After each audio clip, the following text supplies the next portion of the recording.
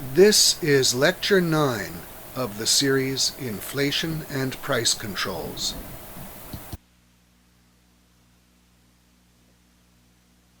Good evening, ladies and gentlemen. In Lecture 8, elaborating on the essential ideas supplied by von Mises, I explained why socialism must fail economically. Specifically, I showed why socialism must constitute an anarchy of production and a system of the exploitation of labor, in which living standards fall below the minimum subsistence level and people simply starve to death. Tonight, as promised, I will show why socialism destroys individual freedom and creates a totalitarian dictatorship. My discussion will confirm the principle that freedom is indivisible, that there can be no political freedom without economic freedom, and no so-called civil or human rights without property rights. I want to stress again that when I speak of socialism, I am speaking of all variants of socialism. The socialism of the allegedly respectable socialists, such as the Social Democrats, as well as the socialism of the Nazis and communists.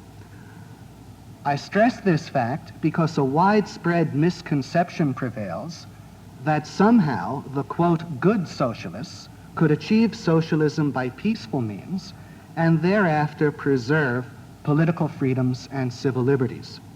That is not so, and it has never been so. And please do not think that countries like Britain, Israel, and Sweden are exceptions. As we saw in Lecture 8, those countries are not, in fact, socialist countries, but mixed economies. The violent, bloody means that have everywhere been employed to achieve socialism and the perpetual reign of terror that follows thereafter are no accident, but are caused by the very nature of socialism. Socialism is a thoroughly evil end, necessitating evil means for its achievement, and necessarily producing the most evil consequences. Let us begin by considering the means employed to achieve socialism. We observe two phenomena that are not unrelated. Namely, first, wherever socialism has actually been openly enacted, as in the communist countries, violent and bloody means have been used to achieve it. And second, where socialist parties have come to power, but have abstained from wholesale violence and bloodshed, as in Great Britain, Israel, and Sweden, they have not enacted socialism, but retained a mixed economy, which they did not radically or fundamentally alter. Let us consider the reasons for these facts.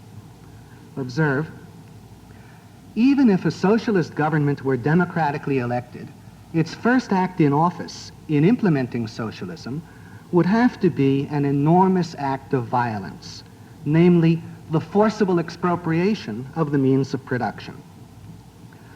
The democratic election of a socialist government would not change the fact that the seizure of property against the will of its owners is an act of force. A forcible expropriation of property based on a democratic vote is about as peaceful as a lynching based on a democratic vote. It is a cardinal violation of individual rights. The only way that socialism could truly come into existence by peaceful means would be if property owners voluntarily donated their property to the socialist state. But consider, if socialism had to wait for property owners to voluntarily donate their property to the state, it would almost certainly have to wait forever. If socialism is ever to exist, therefore, it can only come about by means of force. Force applied on a massive scale against all private property. Observe further. In the case of the socialization of the entire economic system, as opposed to that of an isolated industry, no form of compensation to the property owners is possible. In the case of an isolated nationalization, the government can largely compensate the loss of the former owners by taxing the rest of the property owners to some extent. If the government seizes all property, however, and simply abolishes private ownership, then there is just no possibility of compensation. the government simply steals everyone's property lock, stock, and barrel. In these circumstances, property owners will almost certainly resist and try to defend their rights by force if necessary, as they properly should. This explains why it takes the communists to achieve socialism, and why the social democrats always fail to achieve socialism. The communists, in effect, know that they are out to steal all of men's property from them, and that if they expect to succeed, they had better come armed and prepared to kill the property owners, who will attempt to defend their rights. The Social Democrats, on the other hand, are held back by fear from taking the steps that would be necessary to achieve socialism. In sum, the essential facts are these. Socialism must commence with an enormous act of theft. Those who seriously want to steal must be prepared to kill those whom they plan to rob. In effect, the Social Democrats are mere con men and pickpockets who engage in empty talk about pulling the, quote, big job, socialism, someday, and who flee before the first sign of resistance by their intended victims. The communists, on the other hand, are serious about pulling the big job. They are armed robbers prepared to commit murder. That is why the communists are able to implement socialism, while the Social Democrats are unable to implement socialism. Of the two, only the communists are willing to employ the bloody means that are necessary to implement socialism. Now, if socialism is not to be achieved by open force, the only other way it can be achieved is behind people's backs, which is the method of price and wage controls. But however socialism may be achieved, whether by open force or by stealth, its maintenance requires a reign of terror. It requires an environment in which people cannot trust even their friends, an environment in which they are afraid to express any ideas of their own or even to ask questions. It requires precisely the kind of environment that existed in Nazi Germany and that exists in every socialist country today. In order to begin to understand this point, let us consider merely the requirements of enforcing price and wage controls in an economy that is falling under the rule of de facto socialism. Let us imagine our own economy suffering from universal price controls and universal shortages, and observe what would be required just to enforce the price control regulations and prevent the development of a black market so large as to make the price controls largely meaningless. Imagine, therefore, that we have a fully price-controlled economy and that enough time has gone by to create shortages of practically everything. Imagine that we have gasoline shortages, meat shortages, power shortages, shoe shortages, shortages of all goods. Now, in these conditions, every seller would have a powerful self-interest in charging higher prices than the law allowed. And every buyer would have a powerful self-interest in offering to pay such higher prices as a means of outbidding others in order to obtain a larger supply for himself. How could the government stop the buyers and sellers from pursuing their mutual self-interests and transacting business above its ceiling prices? Obviously, there would have to be penalties imposed for selling above the ceiling prices. But what kind of penalties? If a seller stood to make an extra $10,000 or $20,000 a year, say, by defying the price control regulations, an occasional small fine would certainly not be a sufficient deterrent. And probably even the smallest neighborhood shops would stand to take in far more than that amount of extra income by defying the regulations. If the government were serious about its price controls, therefore, it would be necessary for it to impose severe penalties. Penalties comparable to those for a major felony. But the mere existence of such penalties would not be enough. The government would also have to be able actually to catch the violators and obtain convictions. It would have to make it actually dangerous to conduct black market transactions. It would have to make people fear that in conducting such a transaction, they might somehow be discovered by the police and actually end up in jail. In order to create such fear, the government would have to develop an army of secret informers and spies. For example, the government would have to make a storekeeper and his customer fearful that if they engaged in a black market transaction, some other customer in the store would report them. Because of the privacy and secrecy in which many black market transactions might be conducted, the government would have to make anyone contemplating a black market transaction fearful that the other party might turn out to be a police agent trying to trap him. The government would have to make people fearful of their longtime associates, even of their friends and relatives, lest even they turn out to be informers. And finally, in order to obtain convictions, the government would have to place the decision about innocence or guilt in the case of black market transactions in the hands of an administrative tribunal. It could not rely on jury trials because it would be unlikely that many juries could be found willing to bring in guilty verdicts in cases in which a man might have to go to jail for several years for the crime of selling a few pounds of meat or a pair of shoes above the ceiling price. In sum, therefore, the requirements merely of enforcing price control regulations would be the adoption of essential features of a totalitarian state, namely, the establishment of the category of economic crimes in which the peaceful pursuit of material self-interest is treated as a criminal offense, and the establishment of a totalitarian police apparatus replete with spies and informers and the power of arbitrary arrest and imprisonment. Clearly, the enforcement of price controls requires a government similar to that of Hitler's Germany or Stalin's Russia. If the government is unwilling to go to such lengths, then to that extent its price controls prove unenforceable and simply break down. The black market then assumes major proportions. Now observe that in a socialized economy, a black market also exists. Only in this case, its existence entails the commission of further crimes. Under de facto socialism, the production and sale of goods in the black market entails the defiance of the government's regulations concerning production and distribution, as well as the defiance of its price controls. For example, the goods themselves that are sold in the black market are intended by the government to be distributed in accordance with its plan and not in the black market. The factors of production used to produce those goods are likewise intended by the government to be used in accordance with its plan, and not for the purpose of supplying the black market. Under a system of de jure socialism, such as exists in Soviet Russia, all black market activity necessarily entails the misappropriation of state property.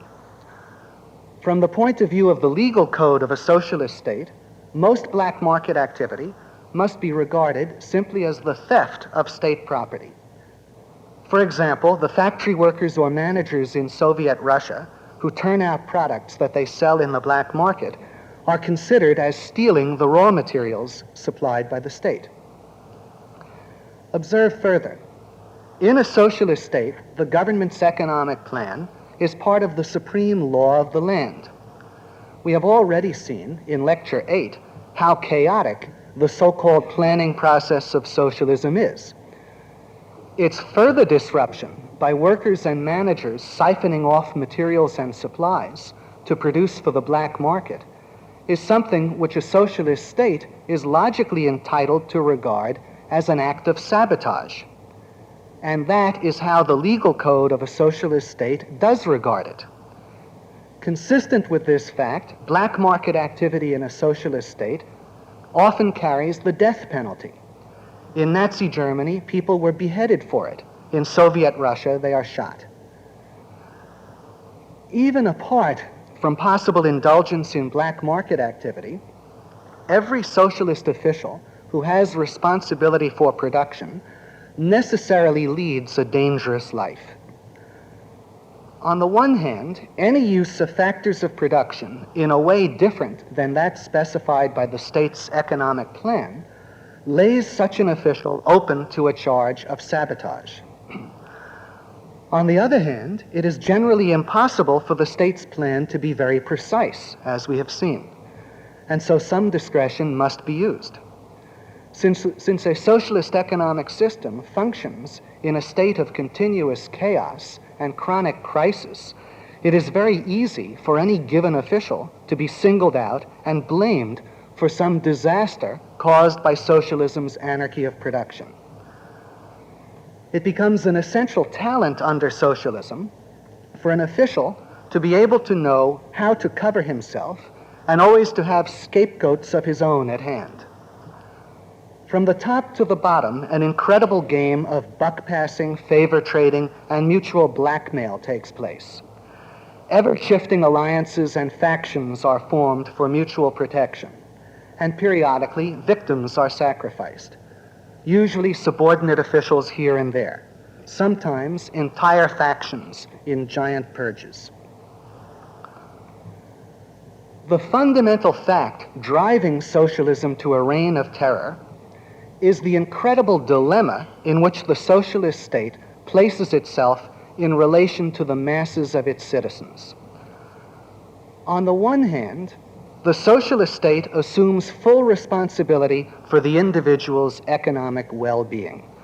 It openly avows this responsibility. This is the whole source of socialism's popular appeal. On the other hand, in all of the ways we have shown in Lecture 8, the socialist state makes an unbelievable botch of the job. It makes the individual's life a nightmare. Every day of his life, the citizen of a socialist state must spend time in endless waiting lines. For him, the problems we experienced in the gasoline shortage are normal, only he does not experience them in relation to gasoline, for he does not own a car and has no hope of ever owning one, but in relation to simple items of clothing, to vegetables, even to bread. Even worse, as we will see, he is frequently forced to work at a job not of his choice, and which he therefore must certainly hate.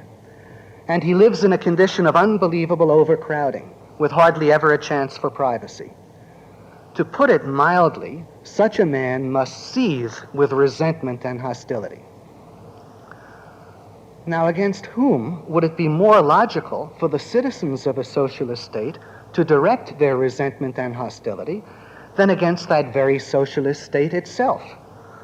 The same socialist state which has proclaimed its responsibility for their life, has promised them a life of bliss, and which in fact is responsible for giving them a life of hell. Indeed, the leaders of a socialist state live in a further dilemma, in that they daily encourage the people to believe that socialism is a perfect system whose bad results can only be the work of evil men. If that were true, who in reason could those evil men be but the rulers themselves, who have not only made life a hell, but have perverted an allegedly perfect system to do it? It follows that the rulers of a socialist state must live in terror of the people. By the logic of their actions and their teachings, the boiling, seething resentment of the people should well up and swallow them in an orgy of bloody vengeance. The rulers sense this even if they do not admit it openly, and thus their major concern is always to keep the lid on the citizenry. Consequently, it is true, but very inadequate, merely to say such things as that socialism lacks freedom of the press and freedom of speech. Of course it lacks these freedoms. If the government owns all of the newspapers and publishing houses, then obviously nothing can be printed which the government does not want printed. If it owns all the meeting halls, no public speech or lecture can be delivered which the government does not want delivered. But socialism goes far beyond the mere lack of freedom of press and speech. It totally annihilates these freedoms. It turns the press and every public forum into a vehicle of hysterical propaganda in its own behalf, and it engages in the relentless persecution of everyone who dares to deviate by so much as an inch from its official party line. The reason for these facts is the socialist rulers' terror of the people. To protect themselves, They must order the propaganda ministry and the secret police to work round the clock. The one, to constantly divert the people's attention from the responsibility of socialism and of the rulers of socialism for the people's misery. The other, to spirit away and silence anyone who might even remotely suggest the responsibility of socialism or its rulers. To spirit away anyone who begins to show signs of thinking for himself about anything. It is because of the rulers' terror and their desperate need to find scapegoats for the failures of socialism that the press of a socialist country is always full of stories about foreign plots and sabotage and about corruption and mismanagement on the part of subordinate officials, and why, periodically, it is necessary to unmask large-scale domestic plots and to sacrifice major officials and entire factions in giant purges. It is because of their terror and their desperate need to crush every breath, even of potential opposition, that the rulers of socialism do not dare to allow even purely cultural activities that are not under the total control of the state. For if people so much as assemble for an art show that is not controlled by the state, as they tried to do in Moscow not so long ago, the rulers must fear the dissemination of dangerous ideas. Any unauthorized ideas are dangerous ideas because they can lead people to begin thinking for themselves and thus to begin thinking about the nature of socialism and its rulers. The rulers must fear the spontaneous assembly of a handful of people in a room and use the secret police and its apparatus of spies, informers, and terror either to stop such meetings or make sure that their content is entirely innocuous from the point of view of the state. Socialism cannot be ruled for very long except by terror. As soon as the terror is relaxed, resentment and hostility logically begin to well up against the rulers. The stage is thus set for a revolution or a civil war. In fact, in the absence of terror, or more correctly, a sufficient degree of terror, socialism would be characterized by an endless series of revolutions and civil wars, as each new group of rulers proved as incapable of making socialism function successfully as its predecessors before it.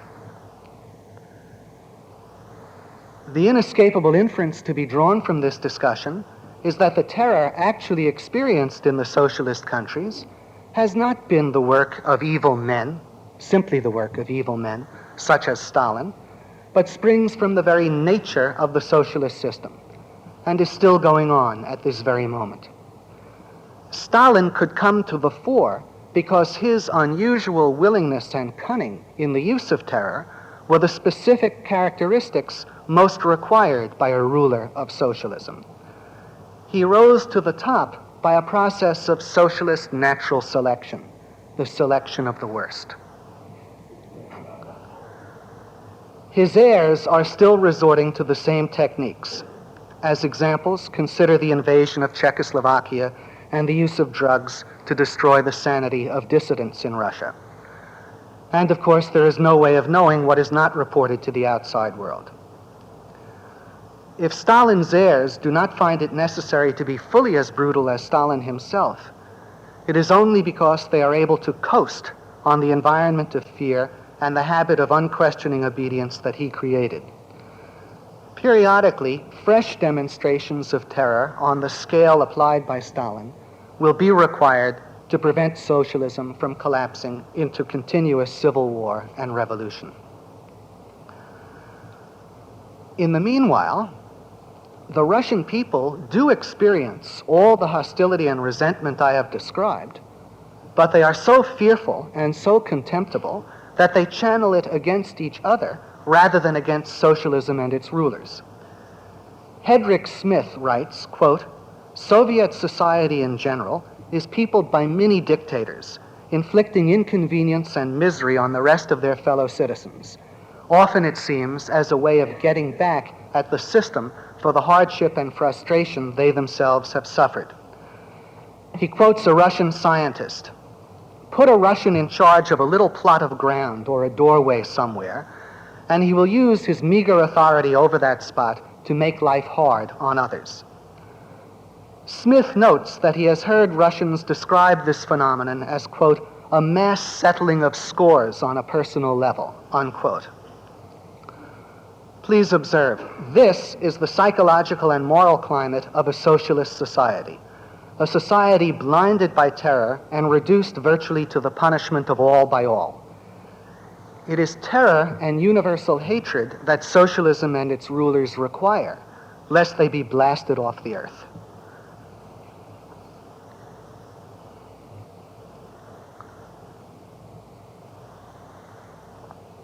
The next point which should be realized is that socialism necessitates a system of forced labor, slavery. Forced labor is implied in the very ideal of socialist planning. If the state is to plan the production of all commodities, it must also plan the skills that the workers will possess who are to produce those commodities, and where those workers are to live and work. It is incompatible with socialist planning for private individuals to have the freedom to acquire the skills they want and to live where they want. Such freedom would alone make socialist planning impossible. Of course, socialism cannot plan in any case. Nevertheless, forced labor remains an essential feature of socialism. As I showed in Lecture 8, the economic conditions of socialism are the same as those which prevail under universal price controls and universal shortages. Socialism, we saw, is characterized by a labor shortage, in which there is a ready and waiting employment for more labor in the production of virtually every good. We saw that the labor shortage under socialism results from the fact that a socialist government wants to expand production, but is unable to trace the connections among the different industries. It is unable to determine the effects of producing more of any one item on the ability to produce other items. As a result, it establishes a quota system, as in Soviet Russia, in which it tries to encourage the maximum possible production of each item. We saw that the labor shortage is compounded by all of the inefficiencies of socialism, which cause a larger amount of labor to be required to produce each good. Finally, we saw that shortages of consumers' goods under socialism act to reduce the supply of labor by destroying the incentive to work and earn money, leading people to stop working. In the face of such conditions, if the government is unwilling to abandon socialism or price controls, however the case may be, its only alternative is to freeze people into their jobs, order them into those jobs and those geographical areas where it considers their work vital, and extract work from them under the threat of physical force. The government must freeze people into their jobs to stop them from quitting in response to the shortages of consumers' goods. It must order them into specific jobs in specific areas for the same reasons it finds it necessary when a shortage exists to allocate crude oil or any other factor of production to the production of specific products in specific places. Namely, to avoid the chaos of products it considers vital not being produced because other products it considers less important are produced instead. It must extract work by the threat of force because it has no positive incentives to offer. This is a system of slavery. I would like you all to observe the extent to which forced labor exists right now in Soviet Russia, because this is a matter which is almost entirely ignored in the press. Forced labor exists in present-day Russia in the following ways. First, all people living on collective farms, at least 40% of the Russian population, according to the Russian government's own figures, are prohibited from moving away from those farms without the permission of the collective farm managements. In addition, at harvest time, all available urban workers are forced into the countryside to help bring in the harvest. Observe, incidentally, that the collective farming system is so inefficient that 40% of the population is insufficient to bring in the harvest. In the United States, by way of comparison, about 4% of the population is more than sufficient for agriculture. Second, every graduate of a university or technical school in Russia is compulsorily assigned to a job for a period of 2 to 3 years following graduation. Third, every remaining worker in Russia is compelled to have a labor book that details all of his previous employment, including comments by his former employers, reasons for changing jobs, and so on. This book must be presented to each new employer. Employment cannot be obtained without it. The employer then keeps the book so long as the worker is employed at that particular job. Theoretically, since Khrushchev, the employer is supposed to return the labor book at the worker's request. Nevertheless, this system certainly discourages the workers leaving any job against the employer's wishes. All he has to do is write an adverse comment in it. And therefore, it must be considered a forcible deterrent to changing jobs. In addition, it is illegal in Soviet Russia to be unemployed. Since most of Soviet Russia is closed off to foreigners, it is impossible to have any direct knowledge of what goes on in most of the country. But one must assume that it is worse than in the parts that are open to foreigners. Based on my knowledge of the nature of socialism, I see no reason not to believe that there are still millions of people shipped off to do forced labor under deadly conditions, just as under Stalin. Recent estimates place the number of inmates currently in Russian concentration camps at between 1 and 2 million people. It could be substantially higher. If the severity of forced labor in Soviet Russia today is not as great as it was under Stalin, the explanation is largely a more flourishing black market. The black market is now estimated to account for about 20% of Russia's economy. In addition, it is legal for members of collective farms to farm small 1-acre plots on their own account and to sell the produce in the cities for whatever prices it can bring. These small plots account for about 4% of the cultivated land in Russia and produce about 30% of its agricultural output. This agricultural output and the black market make it worthwhile for people to work and earn money. Within limits, they provide people with something to spend the money on. Observe, however, how the mitigation of forced labor, and indeed the very survival of the socialist system, depends on the extent to which it violates its own principles. Strictly, according to socialist principles, there should be no black market and no quasi-private farming plots. But it is only by permitting them that the system can survive. Now, I must stress that a system of forced labor could be imposed even in the United States. This could happen either as a result of the open socialization of the economic system, or, as is much more likely, as part of a program of de facto socialization carried out in response to the chaos created by price controls. None of our traditions, none of our past record of freedom would be enough to stop it. It should be realized that such slavery was in fact already imposed, temporarily, under the de facto socialism instituted during World War II in countries with very similar traditions as the United States. It was imposed in Great Britain, Australia, and even Canada. During World War II, workers in those countries could not quit or change their jobs without government permission, and they could be ordered to work wherever the government required them. Similar legislation was proposed to the Congress of the United States by President Roosevelt in his State of the Union message of January 1944. Fortunately, the legislation did not pass. But had the United States been at war longer and the effects of the labor shortage become more severe as a result of the continued operation of inflation and price controls, it is very likely that such legislation would have been enacted even here. The only alternative, given the continuation of price controls, would have been chaos in the allocation of labor and a massive stoppage of work. Thus, if we adopt socialism in this country, no matter what its form, we must expect the same consequences as exist in Soviet Russia.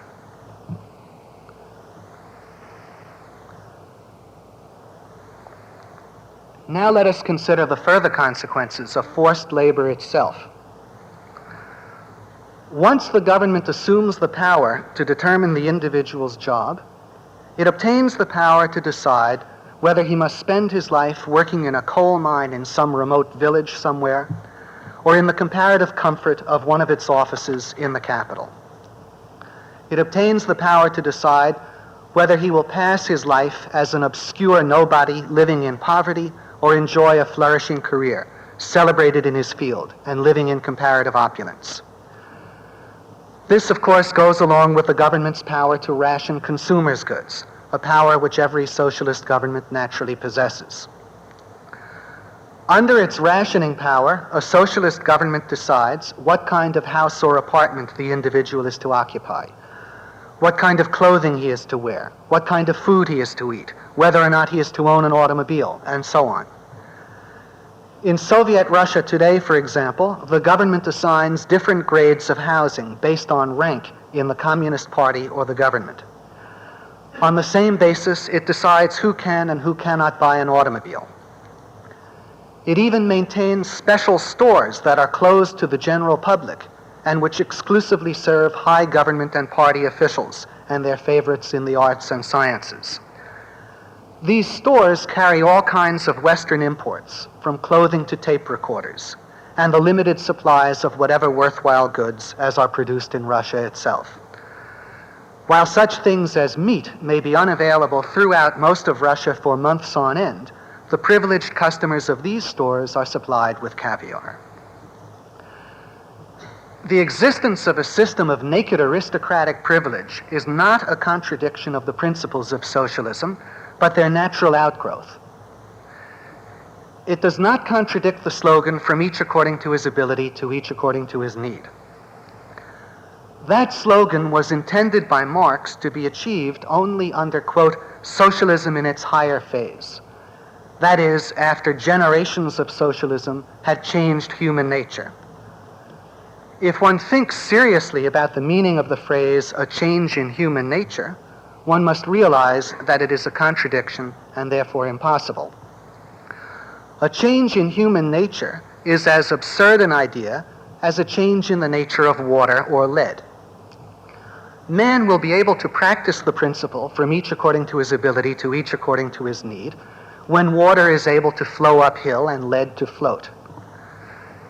Meanwhile, while it is waiting for human nature to, quote, change, a socialist state is free to adopt any system of distribution it pleases. If that is not a sufficient justification for adopting a system of aristocratic privilege, the rulers of socialism can reply that they and their favorites have special needs. What positively generates the system of aristocratic privilege under socialism is the fact I discussed in Lecture 8, that the only values which count in socialism are the values of its rulers. Please recall that the absence of competition and profit and loss incentives in supplying the consumers make the plain citizens economically impotent under socialism. Production takes place exclusively in accordance with the values of the rulers. What the rulers value is what contributes to their military strength, their prestige, and their amusement. The goods required by the masses for survival enter into the rulers' valuations only to the extent that the rulers need subjects and do not wish to lose too many of them. The nature of the ruler's values determines the nature of the incentives and inequalities of a socialist society. It is not true that a socialist society exists entirely without incentives. That would be true only if it tried to practice the absurd ideal, from each according to his ability, to each according to his need. In actual fact, a socialist society does have incentives, but the incentives are geared entirely to the achievement of the values of the rulers. There are no incentives for the achievement of the values of the plain citizens. Under socialism, everyone is debarred from having values but the rulers. Under socialism, no one is permitted to live as an end in himself but the rulers, who manage, to some extent, at least in the material realm, to live as ends in themselves, under the cover of serving society or mankind. The kind of incentives and inequalities that prevail under socialism are similar to those which prevail in an army. In an army, there are incentives for privates to make corporal and for everyone to advance to a higher grade. But all the incentives in the army are geared to achieving the objectives of the supreme commander. The objectives of the supreme commander are the ultimate ends, definitely not the improvement of the life of the privates. Indeed, neither in an army nor under socialism is the improvement of anyone's life the actual goal. The closest socialism ever comes to making the improvement of life its goal is its alleged concern with the improvement of the life of unborn future generations. But no sooner does the generation of the grandchildren arrive than socialism's concern switches to the grandchildren of the grandchildren. Socialism is essentially a militaristic, aristocratic type society. It rests on a base of starving serfs comprising the great majority of the population, who live at or below the level of minimum physical subsistence, and whose only function in life is to toil for the values of the rulers. Workers with special skills of value to the rulers may be somewhat better off, if that is what is necessary to make them deliver their skills. But they too are essentially just serfs. They too work under force, and what they receive is subsistence or subsubsistence, plus a small bonus for their skill. Above the serfs come varying grades of officials and favorites who help the rulers to exploit the serfs, or who provide the rulers with new weapons of war, the means of gaining greater prestige, or simple amusement. In this category are all the production managers, all the lower and middle party and police officials, the propagandists, the intellectuals, the scientists, the artists, the athletes. These are the tools, the henchmen, the flunkies, and the simple court favorites of the socialist society. Finally, at the very top come the supreme rulers themselves, the men who have outmaneuvered and outgunned all of their rivals. These are the Neanderthals, whose power, lust, and gluttony socialism elevates to the ultimate end of human existence. A few further words need to be said in reference to the middle strata of a socialist society, especially its intellectuals. As a result of a socialist state's twin powers over the individual's work and consumption, everyone's life comes to depend unconditionally on the good graces of every government official with power or influence. In such circumstances, not only are people stopped by terror from criticizing anything the government or any government official does, but a competition breaks out in the positive praise and adulation of the government and its officials. If you want to know why educated Germans made serious statements about Hitler speaking with God, the Führer of the universe, and why educated Russians praise Stalin as the world's greatest engineer, scientist, philosopher, and so on, this is why. The dictators held all of the material values of these people in their hands, and these people lacked the character to resist trying to gain those values by any means necessary, from self-abasing flattery to informing on their closest friends and relatives. The same thing still goes on today in Soviet Russia, though for the time being it appears to be somewhat more subdued. In Soviet Russia, no one can rise in his field without the backing of influential friends in the party. Major advancement, including the privilege of traveling abroad, which is one of the most coveted possessions in Russian society, requires serving as an informer for the KGB, the secret police. In Soviet Russia, men betray friends and relatives for the meanest material gains, to be able to buy such things as a Western refrigerator, Western furniture, even a Western toilet. Ironically, the American sympathizers of Soviet Russia, who work for the establishment of a similar regime here, frequently write books and plays denouncing corporate executives under capitalism for allegedly having sold their souls for material advantage. The socialist society that these authors and playwrights yearn for is a society in which the only way that intellectuals can advance is by displaying the most abject servility to Neanderthals, who in the absence of a capitalist world outside could offer them no more than a few scraps of food wrung from some poor serf. This is evidently the path that today's intellectuals find most secure, and the reward that they find most commensurate with their abilities, since a socialist society is what they are striving to bring about. Now, there is a further consequence of forced labor under socialism that I want to consider, namely its potential for developing into mass murder. To understand how this can happen, we must contrast forced labor under socialism with forced labor under a different system.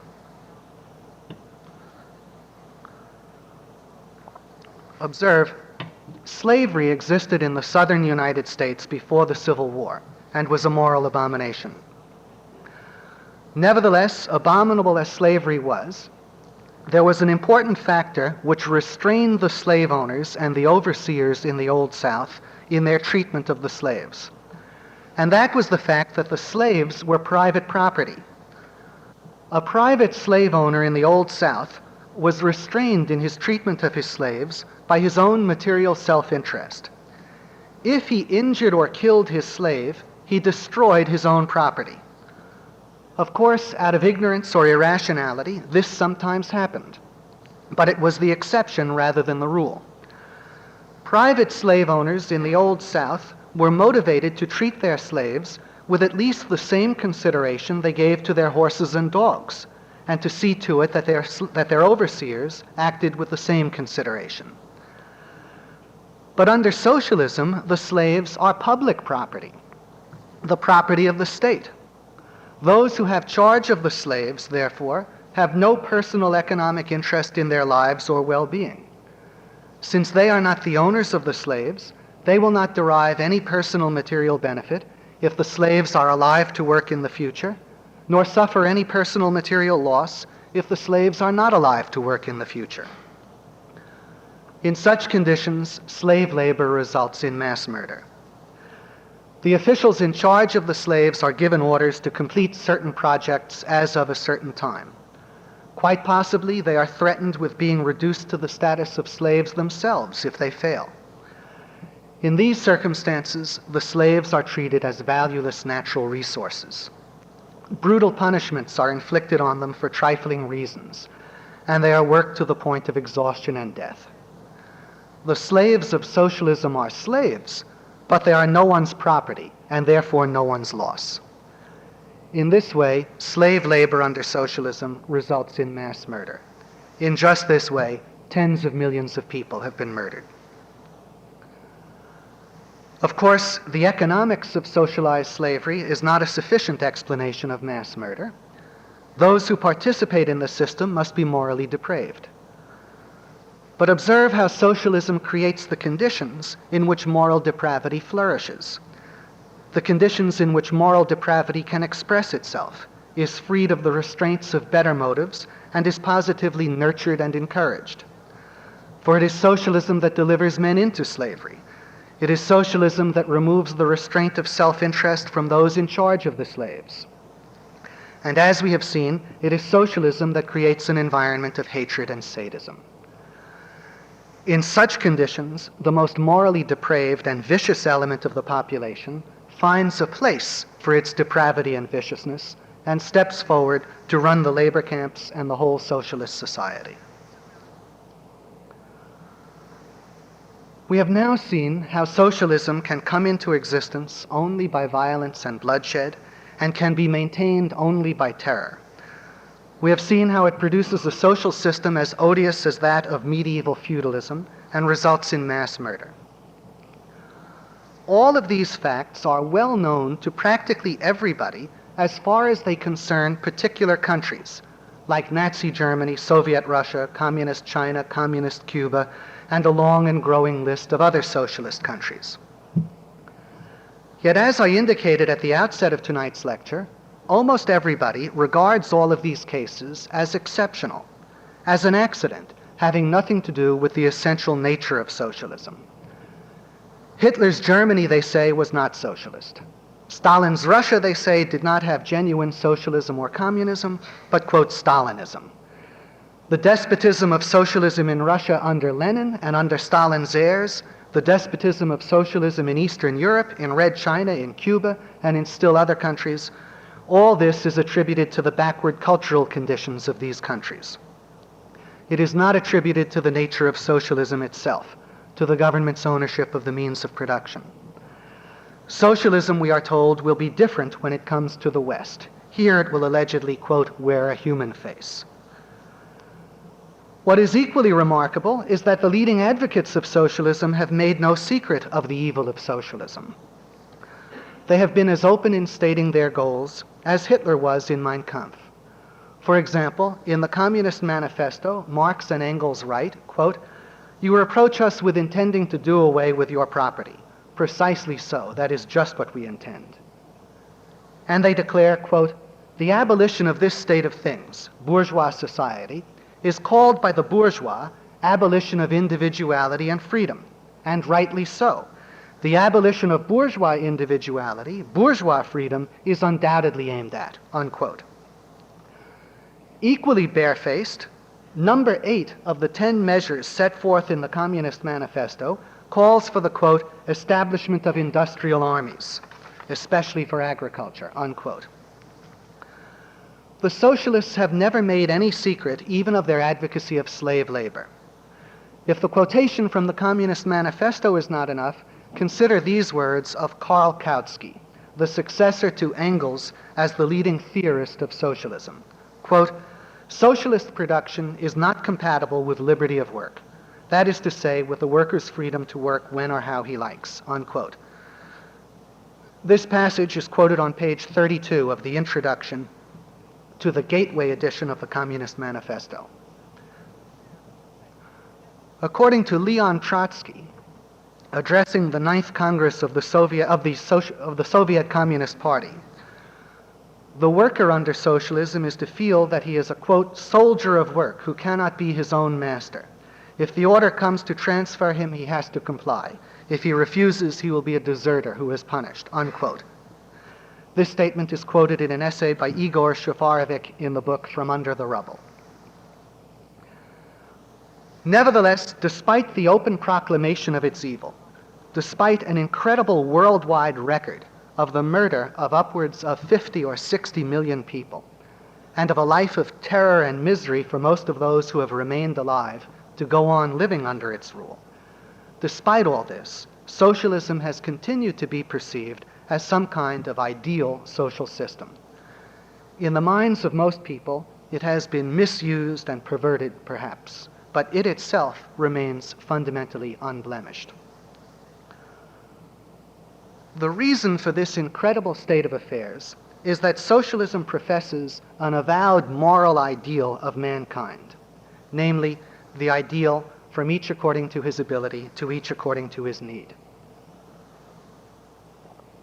So long as it professes that ideal, its fundamental goodness goes unquestioned, and any tyranny, any slaughter on its part is excused as an accident. I am convinced that there are countless numbers of people who could hear everything I have had to say about socialism, every connection I have drawn between its nature, methods, and consequences, and who would still believe in the fundamental goodness of socialism. These people would believe that if only some relatively minor adjustments were made here and there, or if only the rulers of socialism did not turn out to be so, quote, selfish, all would be well.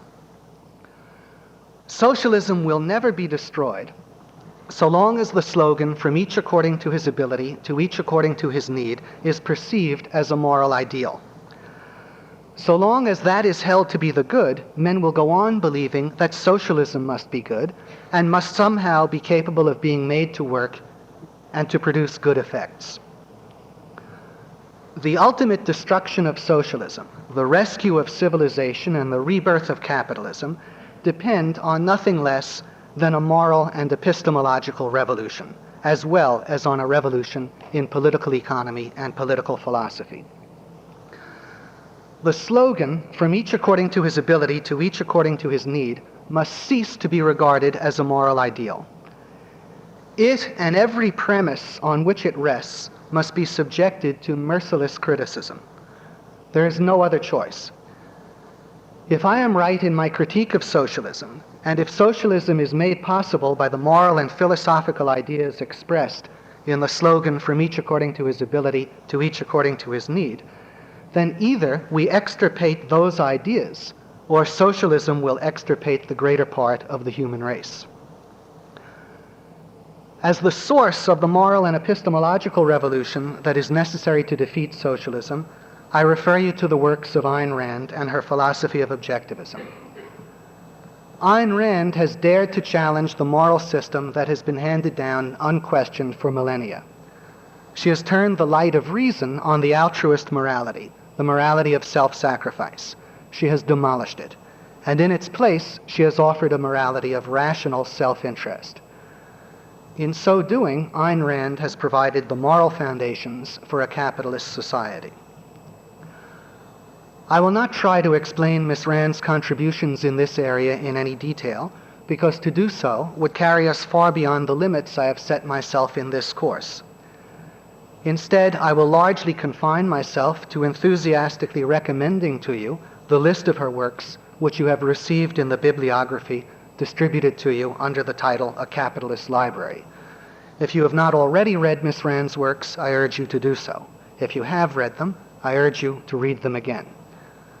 Two selections from Atlas Shrugged are especially relevant, namely the speeches "From each according to his ability to each according to his need," and "This is John Galt speaking." These are reprinted in For the New Intellectual. But all of the rest of Atlas Shrugged and all of Miss Rand's other writings are also highly relevant.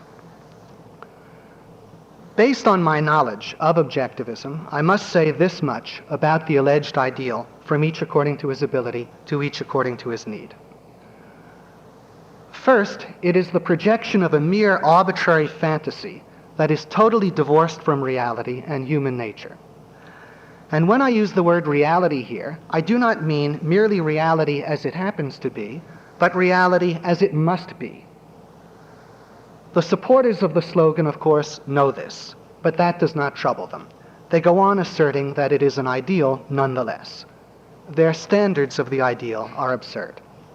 Second, even as a fantasy, this alleged ideal has the elements of a nightmare rather than a dream. Because let us consider what would be required for human beings actually to be able to work directly from their own abilities to others' needs. In essence, what would be required is that a man be able to experience hunger pangs in the stomach of every other person, just as he experiences them in his own stomach. In effect, the world would have to be peopled by a race of Corsican brothers, in which everyone's every experience was experienced simultaneously by everyone else in the same way. If you are unfamiliar with this story, Sid Caesar has mimicked it on television. You have two brothers. One of them is kissing the girl goodnight, and the other is swooning because he experiences it.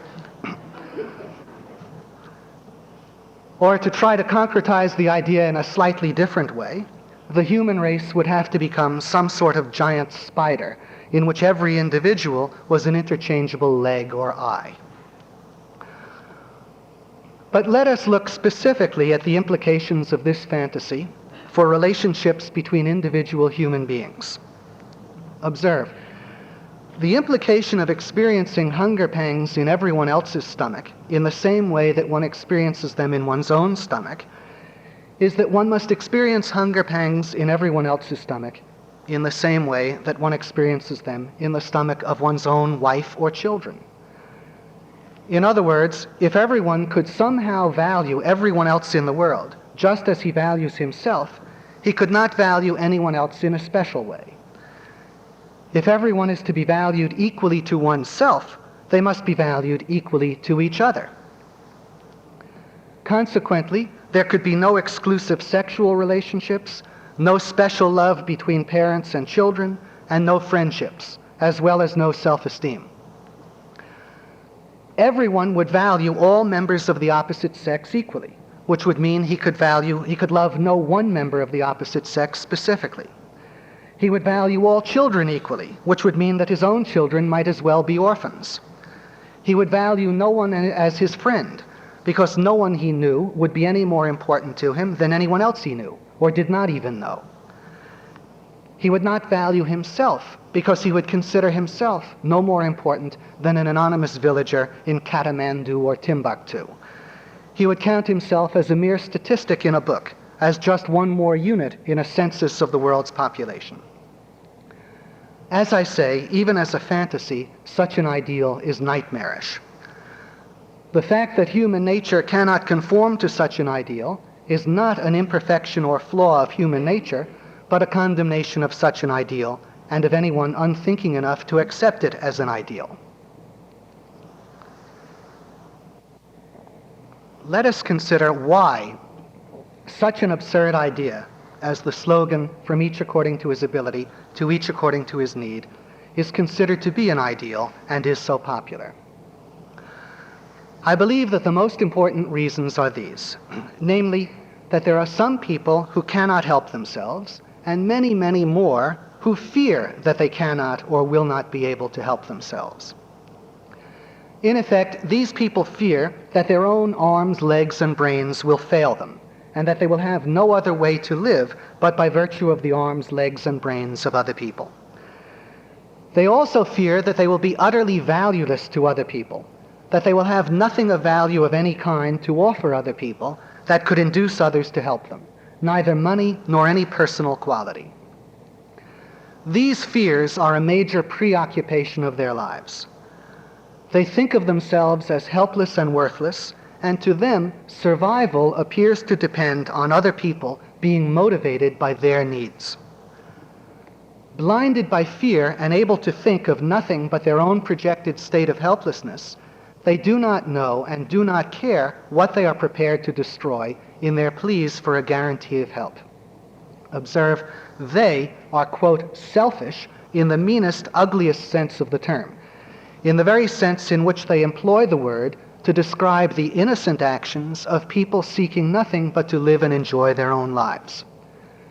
Selfishness in its ugly sense is nothing but the projection of the inner state of someone who hopes to cash in on the slogan, "From each according to his ability, to each according to his need." It is the selfishness of people who expect to have the needs and who desire to live from other people's abilities. Now, the truth is that the fears of people that they cannot survive except as parasites are contrary to fact. The truth is that every normal human adult is capable of surviving by virtue of his own arms, legs, and brain, if only he is allowed the freedom to do so, and if only he tries to do so.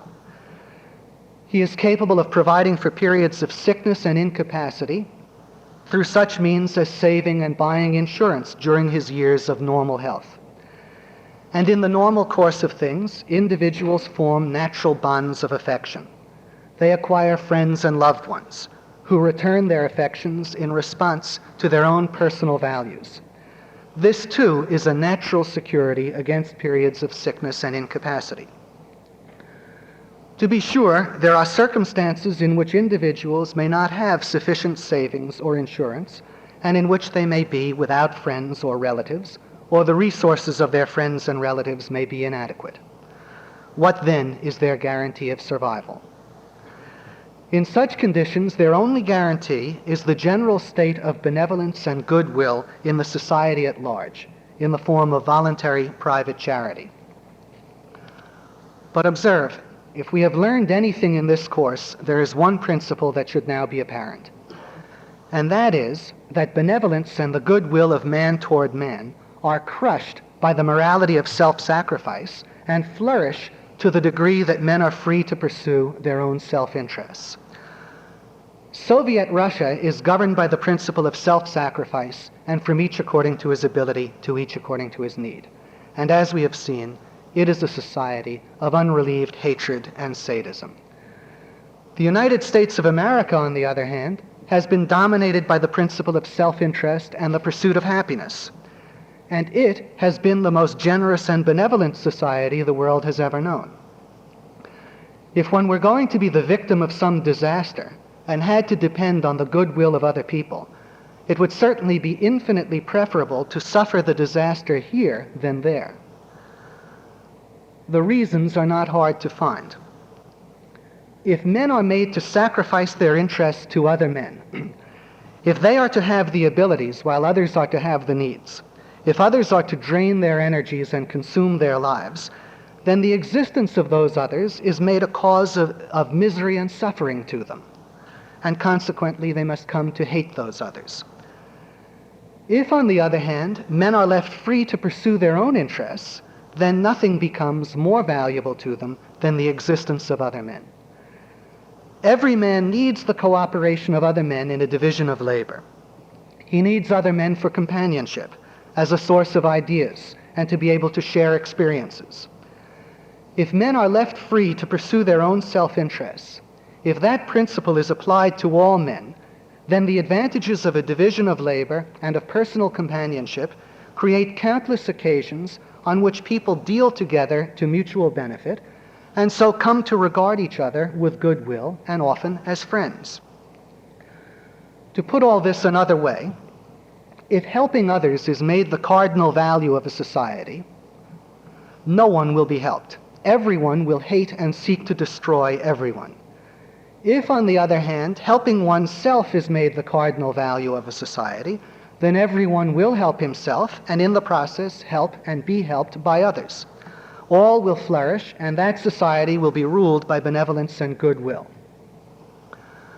Unfortunately, before Ayn Rand, moral philosophy had never been able to get beyond the formalization of blind, neurotic fears. For millennia, it had been concerned with nothing but such matters as helping beggars or deciding how to make room for two people in a one-man lifeboat. Moral philosophy had never looked at the world the way it really is, as it could be made by men guided by reason. It never saw the advantages of a division of labor or even the value of human companionship. It saw nothing but a projected state of human helplessness and worthlessness.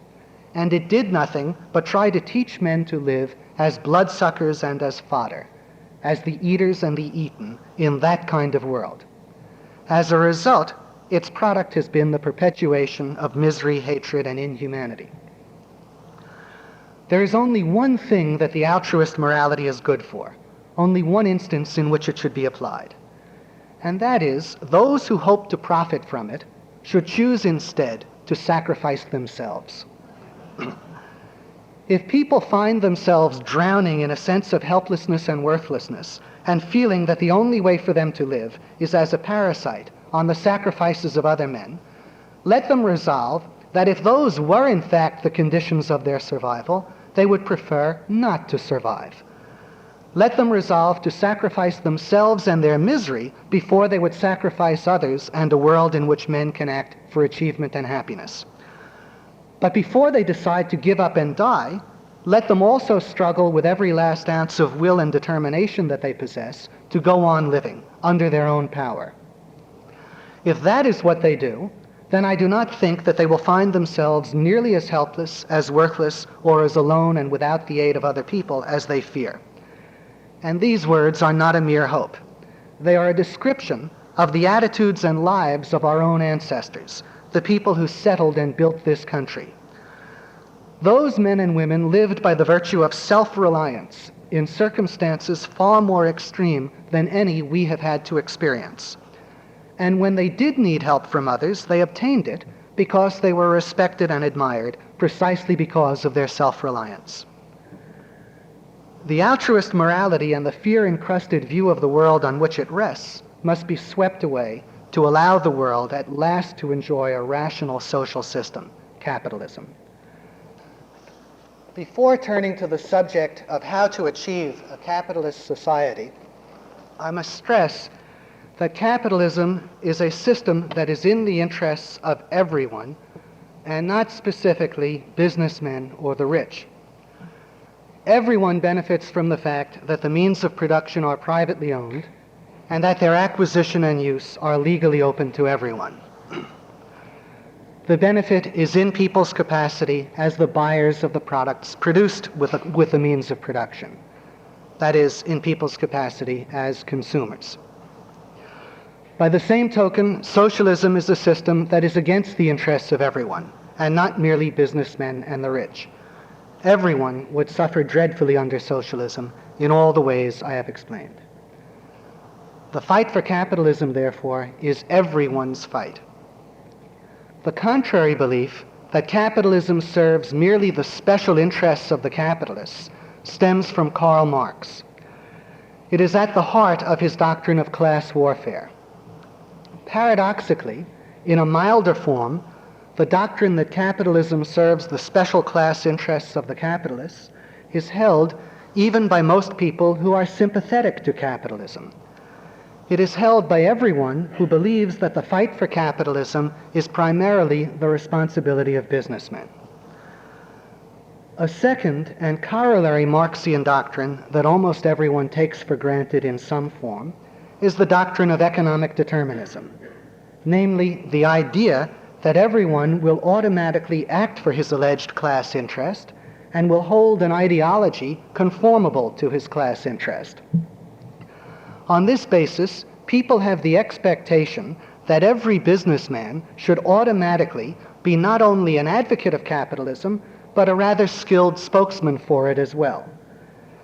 They are shocked when they see businessmen offering little or no defense of capitalism at all, and when they see more and more businessmen supporting various government controls and sometimes even socialism. The acceptance of these two doctrines of class interest and economic determinism has done more than anything else to make the defense of capitalism impossible and to assure the victory of socialism. Because everyone looks on, waiting for the businessmen to take the lead and do something, merely on the basis of their economic interests. In addition, the acceptance of these doctrines is what has stamped the defense of capitalism with such a profound sense of anti-intellectuality. With a handful of exceptions, nobody realizes that thinking is necessary to the defense of capitalism. All that is necessary, people believe, is that someone be a capitalist. Then somehow he will allegedly know what to say when the socialists explain why they want to take his property from him. The fact is that no purely economic interest is enough to make anyone advocate capitalism. This is Lecture 9 of the series Inflation and Price Controls.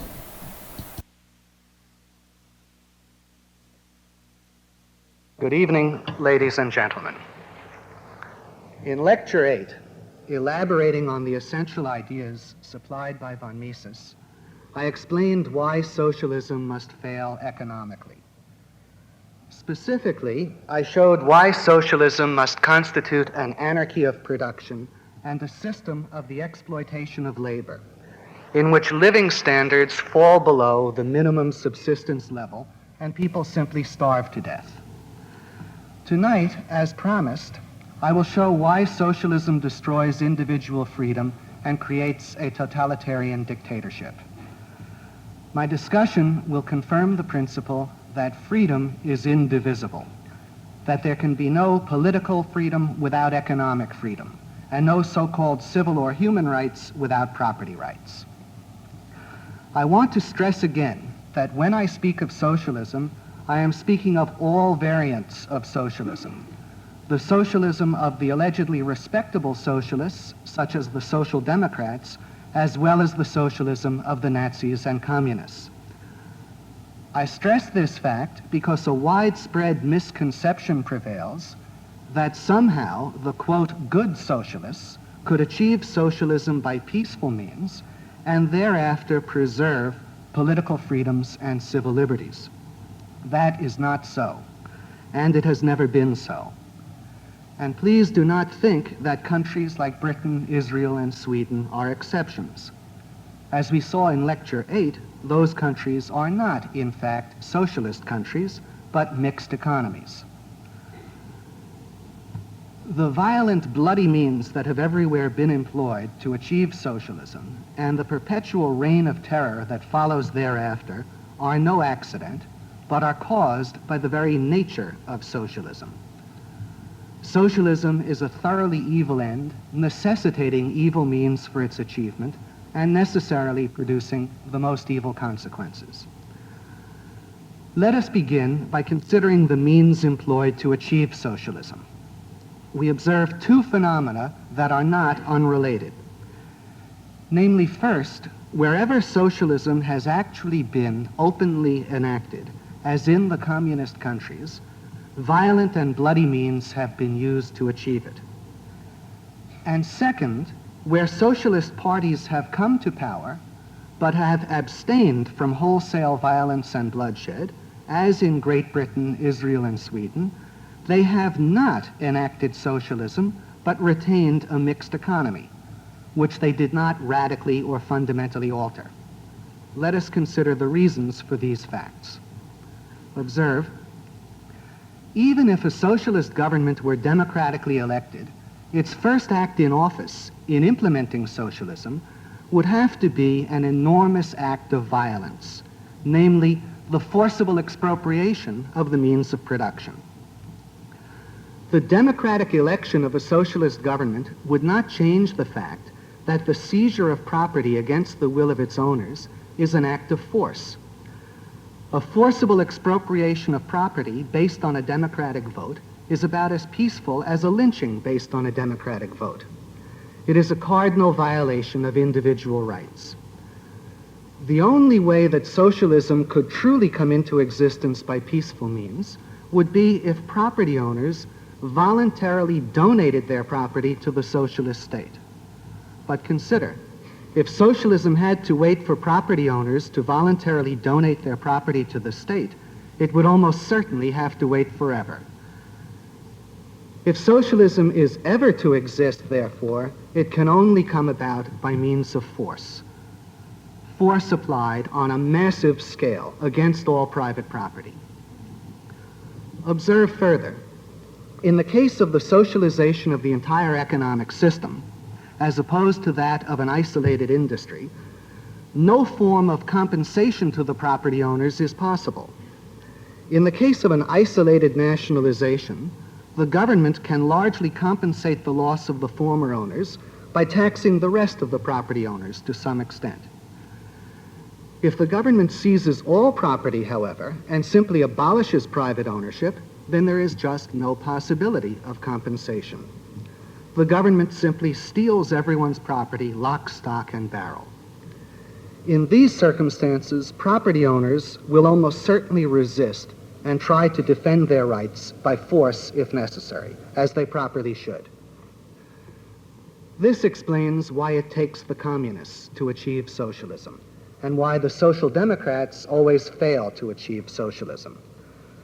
The communists, in effect, know that they are out to steal all of men's property from them, and that if they expect to succeed, they had better come armed and prepared to kill the property owners, who will attempt to defend their rights. The social democrats, on the other hand, are held back by fear from taking the steps that would be necessary to achieve socialism. In sum, the essential facts are these. Socialism must commence with an enormous act of theft. Those who seriously want to steal must be prepared to kill those whom they plan to rob. In effect, the social democrats are mere con men and pickpockets who engage in empty talk about pulling the, quote, big job, socialism, someday, and who flee before the first sign of resistance by their intended victims. The communists, on the other hand, are serious about pulling the big job. They are armed robbers prepared to commit murder. That is why the communists are able to implement socialism, while the social democrats are unable to implement socialism. Of the two, only the communists are willing to employ the bloody means that are necessary to implement socialism. Now, if socialism is not to be achieved by open force, the only other way it can be achieved is behind people's backs, which is the method of price and wage controls. But however socialism may be achieved, whether by open force or by stealth, its maintenance requires a reign of terror. It requires an environment in which people cannot trust even their friends an environment in which they are afraid to express any ideas of their own or even to ask questions. It requires precisely the kind of environment that existed in Nazi Germany and that exists in every socialist country today. In order to begin to understand this point, let us consider merely the requirements of enforcing price and wage controls in an economy that is falling under the rule of de facto socialism.